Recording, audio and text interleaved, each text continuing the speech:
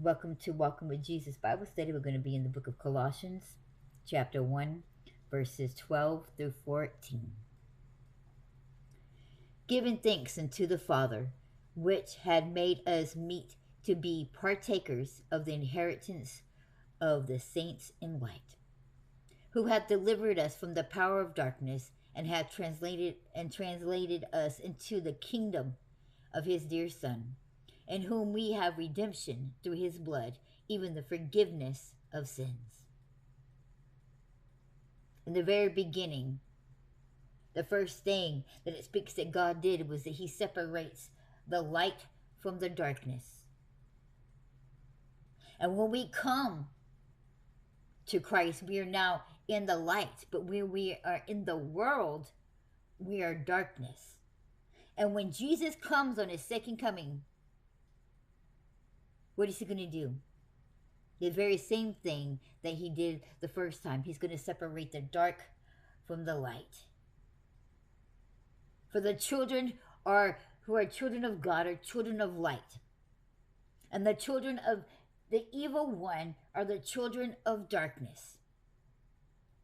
He is the beginning and he is the end. The first shall be last and the last shall be first. God is going to come and he's going to separate the light from the darkness, the sheep from the goat, the good fish from the bad fish.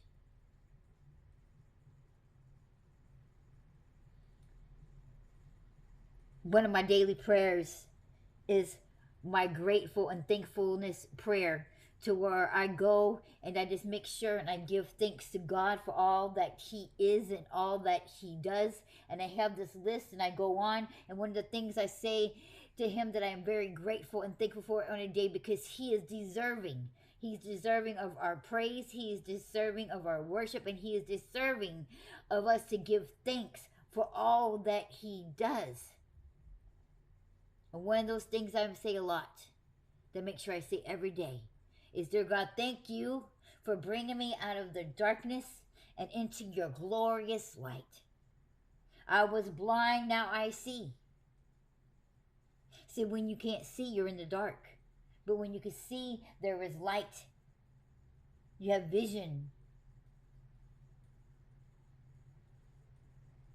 Jesus, when he's speaking to the people, he said, I come to bring light. Come to shed light. I am the light.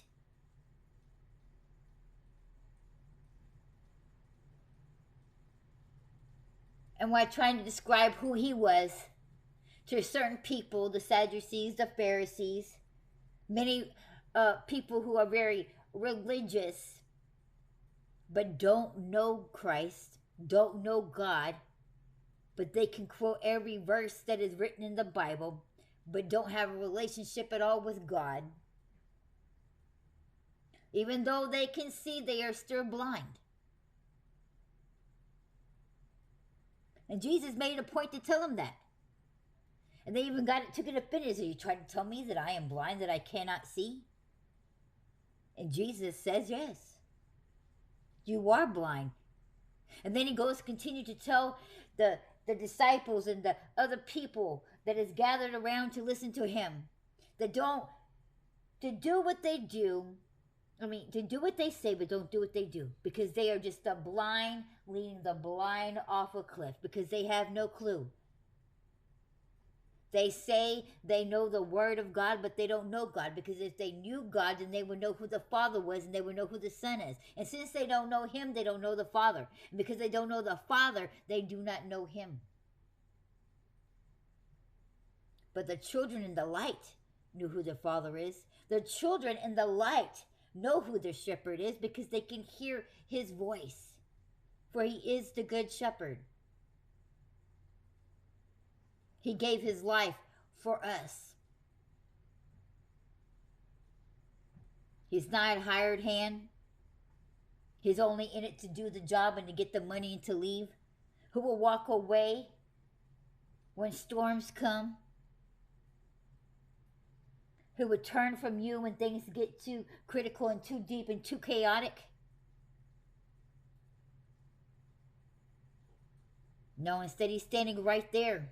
He takes our pain. He takes our suffering. He takes our very sins. He takes our own death. For the wages of sin is death. And all of us are deserving to die a death and not to live no more, because we are conceived of sin. We are born in sin. We are sinners. But God loved us so much that he gave his son to die for us. Not only did God come down, oh, what a mighty God he is. I don't know anybody, any being that can have all the power and do all the things that God does and still be a righteous, and still be a holy, and still be a just God. For we could plainly see throughout generation from generation certain kings and people who are placed in high places have turned against his own people. The government is a perfect example, who's just in it for themselves and could care less about the people.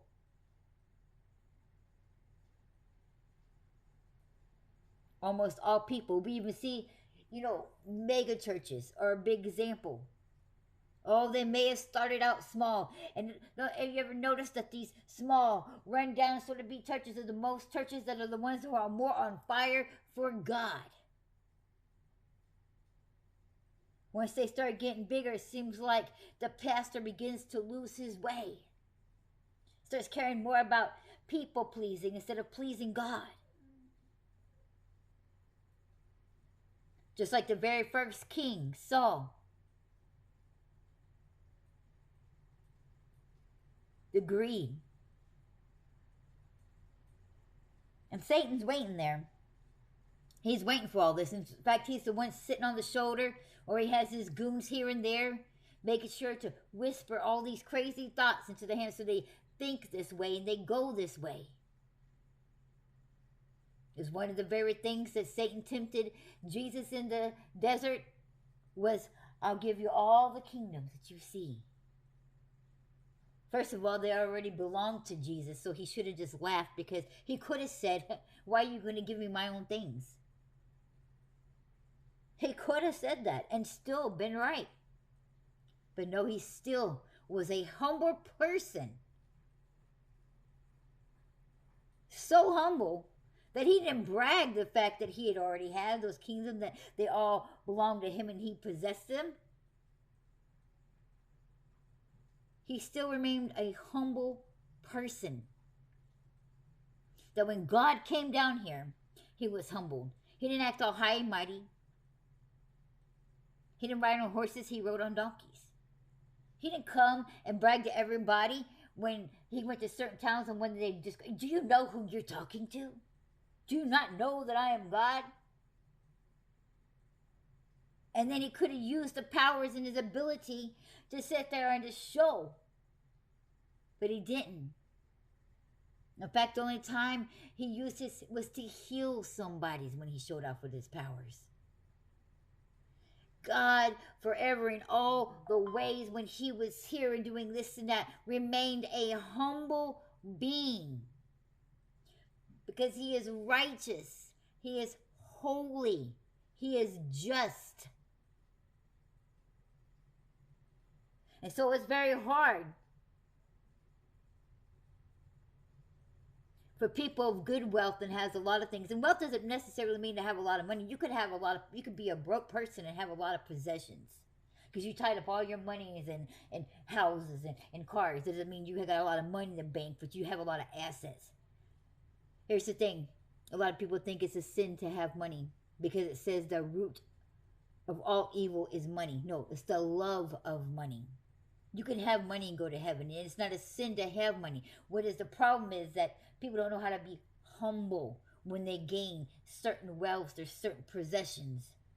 And see, that's where you see a lot of these people going astray. It's the love of these things, the world, the materialistics, that leads them astray.